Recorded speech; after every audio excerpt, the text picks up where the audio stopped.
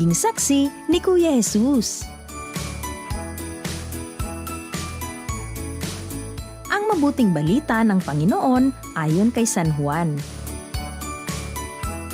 Sinugo ng Diyos ang isang tao na nagngangalang Juan. Naparito siya upang magpatotoo tungkol sa ilaw at manalig sa ilaw ang lahat dahil sa patotoo niya. Hindi siya ang ilaw, kundi naparito siya upang magpatotoo tungkol sa ilaw. Nang suguin ng mga Hudyo sa Jerusalem ang ilang saserdote at Levita upang itanong kung sino siya, sinabi ni Juan ang katotohanan. Sinabi niyang hindi siya ang Mesiyas. Kung gayoy, sino ka? Tanong nila. Ikaw ba si Elias? Hindi po, tugon niya. Ikaw ba ang propetang hinihintay namin? Sumagot siya. Hindi po. Sino ka kung gayon? Tanong nila uli. Sabihin mo sa amin para masabi namin sa mga nagsugo sa amin. Ano ang masasabi mo tungkol sa iyong sarili? Sumagot si Juan. Ako ang tinig ng isang sumisigaw sa ilang. Tuwirin ninyo ang daraanan ng Panginoon. Ang propeta Isaías ang may sabi nito. Ang mga nagtanong ay sugo ng mga Pariseo. Muli nilang tinanong si Juan, bakit ka nagbibinyag? Hindi pala naman ikaw ang Mesiyas, ni si Elias, ni ang propeta. Sumagot siya, ako'y nagbibinyag sa tubig.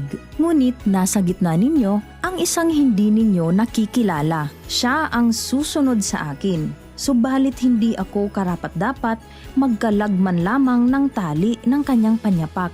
Ito'y nangyari sa Betania, sa ibayo ng Jordan na pinagbibinyagan ni Juan.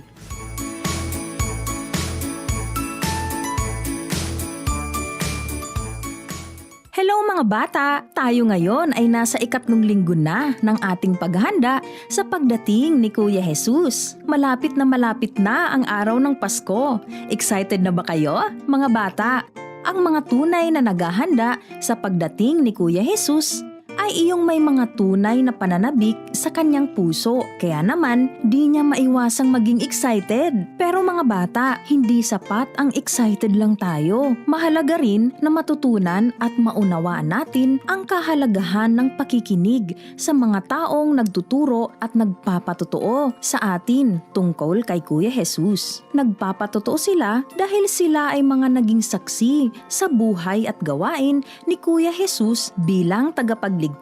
Ayon sa turo ng ating simbahan, nagagalak ang puso ng mga naghahanap sa Diyos. Kahit na ang tao ay makalimot o lumayo sa Diyos upang hanapin siya at mabuhay sa kaligayahan. Subalit, sa ganitong paghahanap, ang kailangan ng tao ay ang patotoo ng ibang taong magtuturo sa kanya na hanapin ang Diyos. Sa Ebanghelyo sa araw na ito ay makikitaan natin ng ganitong katangian at tungkulin si Juan, isang propeta na naging saksi kay Kuya Jesus. Itinuro niya sa mga tao na hindi siya ang pinangakong tagapagligtas. Subalit, pinili ng Diyos upang magpatotoo. Sabi niya, ako ang tinig na sumisigaw sa ilang. Tuwirin ninyo ang daan ng Panginoon. Ako ay nagbabautismo ng tubig. Ngunit sa inyong kalagitnaan ay may isang nakatayo na hindi ninyo kilala. Siya ang paparitong kasunod ko na higit kaysa sa akin. Hindi ako karapat-dapat na magkalag ng panali ng kanyang panyapak. Ang papel ni Juan ay gawing tuwid ang daan sa pagdating ni Kuya Jesus at ang maging kanyang saksi. Bilang saksi, ay pinatotohanan niya na si Kuya Jesus ay dumating sa atin bilang ating liwanag sa isang madilim na mundo. Si Juan ay hindi gumawa ng tanda, kundi ang lahat ng sinabi niya tungkol kay Kuya Jesus ay totoo. Sa pamamagitan nito ay marami nang naniwala sa kanya. Sa panahon natin, marami pa ring mga tao ang nagpapatotoo o mga saksi ni Kuya Jesus, tulad ng mga magulang natin, mga pari, katikista at iba pang mga taong naglilingkod sa Diyos at nagpapatotoo sila na hindi lamang sa salita kundi sa kanilang mga gawa. Bilang mga bata,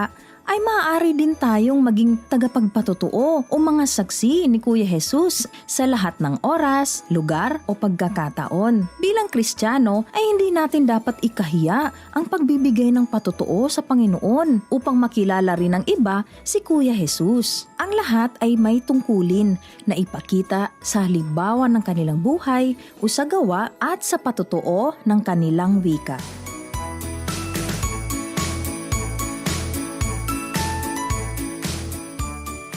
Mga bata, paano nga ba tayo maaaring maging mga saksi ni Kuya Jesus sa ating mga salita at gawa? Una, sa ating salita.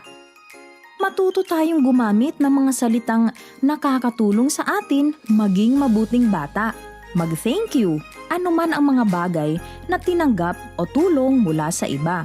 Mag-sorry kapag may maling nagawa o nakasakit sa iba. Mag-excuse me kapag nais mong makaabala sa iba na may ginagawa. Ikalawa, sa ating gawa. Huwag mahiyang ipakita ang gumawa ng kabutihan sa iba tulad ng pag-share ng baon sa kaklase na walang baon. Pagsabihan ng isang kaibigan, kaklase o kalaro kapag alam mong mali ang kanyang gagawin o ginagawa at tumulong sa gawaing bahay. Huwag takasan ang inyong tungkulin.